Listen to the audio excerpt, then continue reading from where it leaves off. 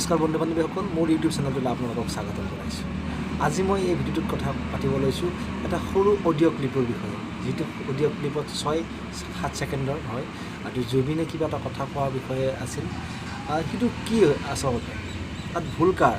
বহুতে ফেচবুকৰ জৰিয়তে বা ইউটিউবত ভিডিঅ' বনোৱাৰ জৰিয়তে বেয়াকৈ কৈ আছে।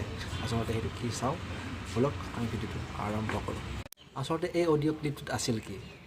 ইয়াত জুবিন দাই কৈছে যে ঘণ্টা ভাৰত ৰত্ন আৰু কিবা এটা শব্দ কৈছে, এইটো হয়তো মোৰ এই ভিডিঅ'টোত মই ক'ব নোৱাৰোঁ, কিন্তু সেইটো তেখেতে কৈছে যে ফেচবুকৰ জৰিয়তে কৈছে জুবিন দাই যে সেইটো কথাটো কোৱাটো হয়, কিন্তু কিয় কৈছে তাৰ এটা যুক্তিসম্পন্ন কথা আছে।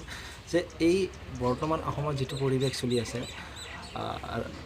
চিটিজেনশ্বিপ এমেণ্ডমেণ্ট বিলৰ পৰিৱেশ চলি আছে, এই প্ৰাক মুহূৰ্তত চৰকাৰৰ বিষয়ববীয়াসকলে ভূপেন দাক এটা ভাৰত ৰত্ন বঁটা দিছে, যিটো ভাৰত ৰত্ন বঁটা 10 বছৰ আগতে দিব লাগিছিল।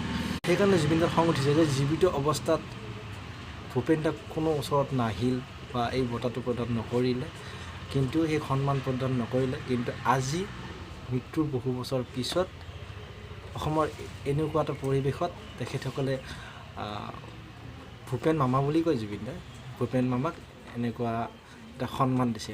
তাৰ আচল কথাটো কি? তাতে এটা ৰাজনীতি সোমাই থকা নাই জানো? সেইকাৰণে জুবিন দাৰ খং উঠি তেনেকুৱা এটা অডিঅ' ক্লিপত তেখেতে কৈছে।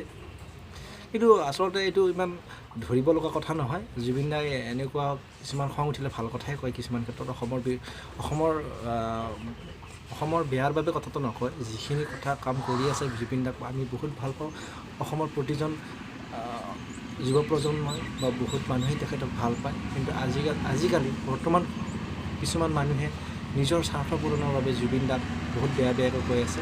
সেইটো কৰিব নালাগে।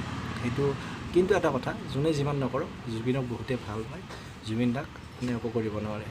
তেখেত বহুত কলা আছে, তেখেতৰ বহু জ্যোতিপ্ৰসাদ আগৰৱালা, কলাগুৰু বিষ্ণুপ্ৰসাদ ৰাভাক তেখেতে আদৰ্শ হিচাপত মানে। তেখেতৰ বহুত জ্ঞান আছে প্ৰতিটো বিষয়তে। কাৰণে মই ক'ব খোজোঁ এইটোত জুবিন দাৰ কোনো ভুল নাই, জুবিন দাই ঠিকে কৈছে। আমি ভিডিঅ'টো সমাপ্ত কৰোঁ। Thank you. আৰু ভিডিঅ'টো শেষ কৰাৰ আগত আৰু এটা কথা কৈ লওঁ যে যিসকলে অসম ৰাজ্যখনক বিপথে পৰিচালনা কৰিব খুজি আছে অকণমান পইচাৰ কাৰণে, নিজৰ স্বাৰ্থ ল'বৰ কাৰণে, তেখেতসকলে কেতিয়াও শান্তিত থাকিব নোৱাৰে।